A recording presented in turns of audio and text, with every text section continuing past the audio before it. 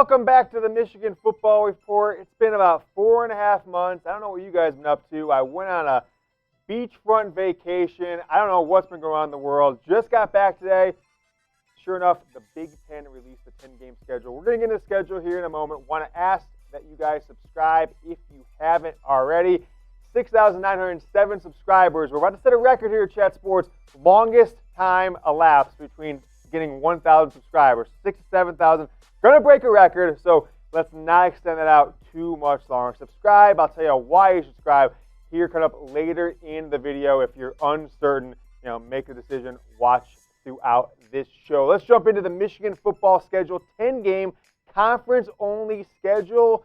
And a lot of people thought that it would start maybe mid to late September, but the Big Ten is deciding to start right on time, September 5th. Michigan will host Purdue at home. I think this is a big break for the University of Michigan football team because, remember, this game originally was going to be on the road with the first-time starter, Joe Milton or Dylan McCaffrey, at Washington. So not going on the road to Washington, at home against a Purdue team that went 4-8 in 2019. They were decent in 2018. Big-time drop-back season for them in 2019. Let's take a look at the second game. It gets a little hairy from there. Minnesota. 11-2 record last year. Won a New Year's Six bowl game. Michigan's got to head on the road to play the Golden Gophers.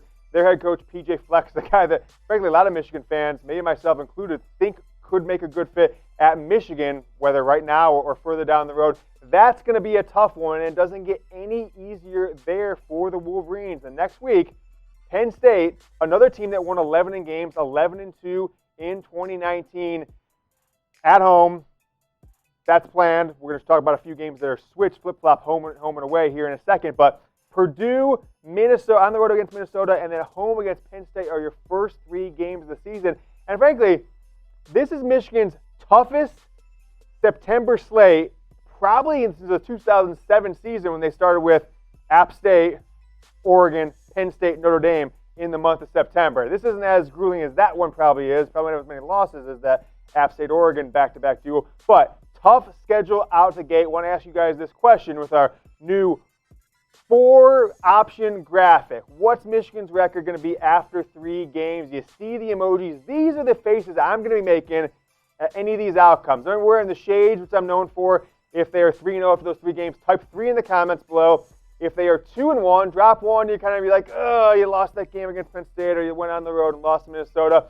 Type 2. If you think Michigan's going to drop 2 games out of the first 3, you're going to be crying. Type 1. And if they will be 0-3, go down to the comment section. Type WTF. I'll pin that comment below. Let's take a look at the rest of the schedule. Then they go on to the Corona hot zone of the greater New York City area to take on Rutgers. We all remember 4 years ago, 78-0. Maybe they can replicate that game this year. Then it's Michigan State on October 3rd. Big time interesting note here. This was scheduled to be a road game. Michigan played Michigan State at the Big House in 2019. They'll play them at the Big House in 2021. As things stand, we're also going to play them at Michigan Stadium in 2020. Why is that? To make a 10-game schedule happen, certain games had to be flip-flopped because everybody couldn't get the schedule they were promised because the Big Ten added a 10th conference game, going from 9 conference and 3 out of conference to straight 10 conference game. Your 6 opponents in conference, and then 4 crossover games. We'll get through the rest of the schedule here in a second. Before you do, you see the polo I'm wearing. I got an email this morning. They said it's on sale, James. If you're wearing the show, tell the people. You go to chatsports.com/mpolo. This bad boy normally sells for $75. It's on sale right now for $39.99, only $40. Chatsports.com/mpolo. Go to the website. You're not going to be freezing your ass off for the game this year, so you don't need a big sweatshirt and a winter coat. You'll be sitting in your living room. Maybe you go to a friend's house, rep the team, wear this polo. If you don't like this one, want some Michigan gear on sale, go to chatsports.com/blue. Michigan gear up to 50% off, hats, jackets, t-shirts, and Jordan shoes in there as well. That is the website you go. MPolo for the polo or chatsports.com/blue for the sale gears. Next week after Michigan State, you host the Spartans at home. Got a bye week. One of 2 bye weeks. And the way things shake out, if there's a massive corona outbreak amongst a team, amongst a bunch of teams, Michigan could end up having 4 or 5 bye weeks because they've left some flexibility at the end of the season. But October 10th bye week, it's pretty interesting, is that every single opponent Michigan has in this entire schedule will have the same bye week of one of the two that they have. So let me explain that a little bit easier.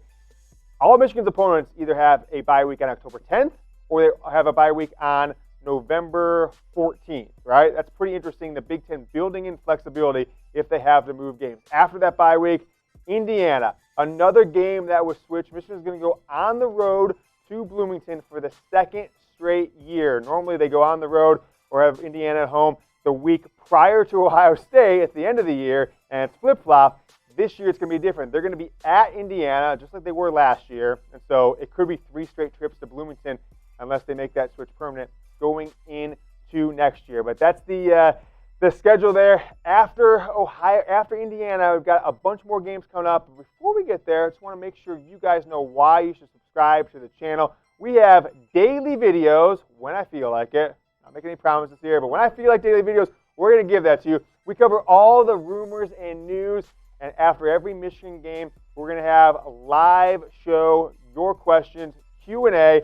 This show is the best because we give it to you straight. We'll criticize Michigan football, and none of the blog boys or radio guys out there are doing it. They're just holding the company line, doing whatever Jim Harbaugh tells them to say, because they have no talent, and they feel if they go against the company line, they lose their job. Nobody else can hire them. We don't have that problem here.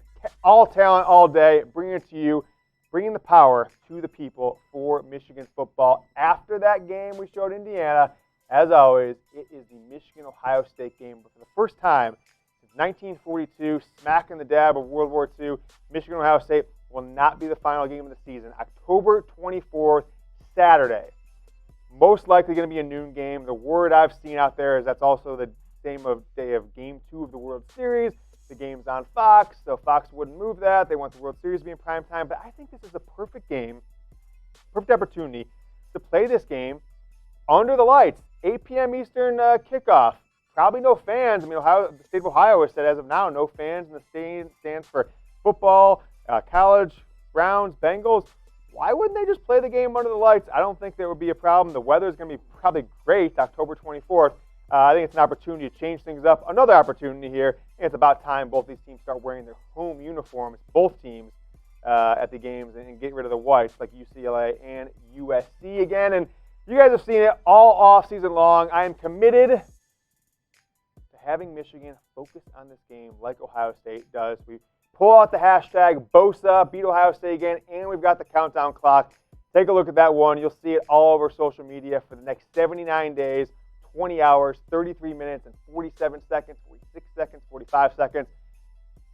That's the countdown to potentially an ass-kicking, but if I have anything to say about it, a big-time victory. October 31st, Halloween.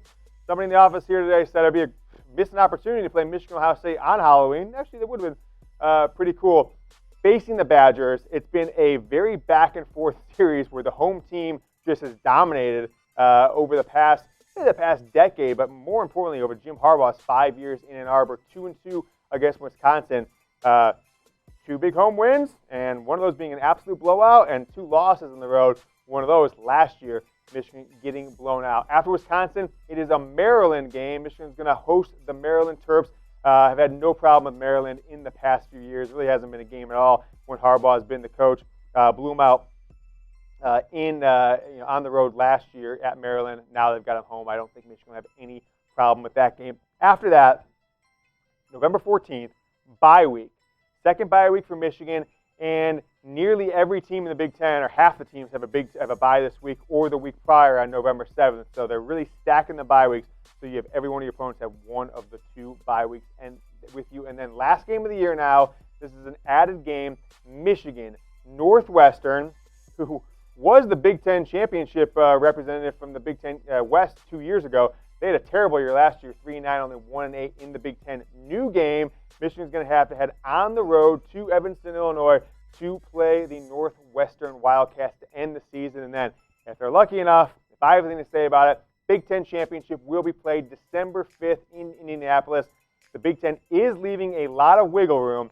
They say, hey, if there's something that drastically needs to change in the schedule, we have to move it back, alter more games than we expect. The game also could be played December 12th. It could be played December 19th is what the Big Ten's schedule release said today. So I want to ask you guys this question before we end the show. Predict Michigan's 10-game record this year. You get rid of the Washington game, you add the Northwestern game, and you flip-flop Michigan State and Indiana, the home versus away, but it's basically the same schedule outside of that. Those two games that we start, the second and third game, a little more challenging to start the year, in my opinion, versus getting Ball State and Arkansas State in games 2 and 3. But predict the record. I'm just going to go 8-2 at this point. I certainly don't see Michigan beating Ohio State, no matter how much I talk about beating them this year. And then Penn State, Wisconsin, Minnesota. Are they going to go 3-0 versus those teams? I can't see it unless the offense really picks it up and a new quarterback and replacing 4 offensive linemen. Something changes there that I am not expecting. But make sure you guys subscribe to the channel. The more subscribers we get, the more videos we're going to bring you all season long. Fall camp starts Friday. Hit that subscribe button, subscribe to the channel, and tomorrow, on Thursday, we're going to play the Rose Bowl, the final game in my 2020 EA Sports NCAA 14 season. So check that out tomorrow on Thursday. Go Blue.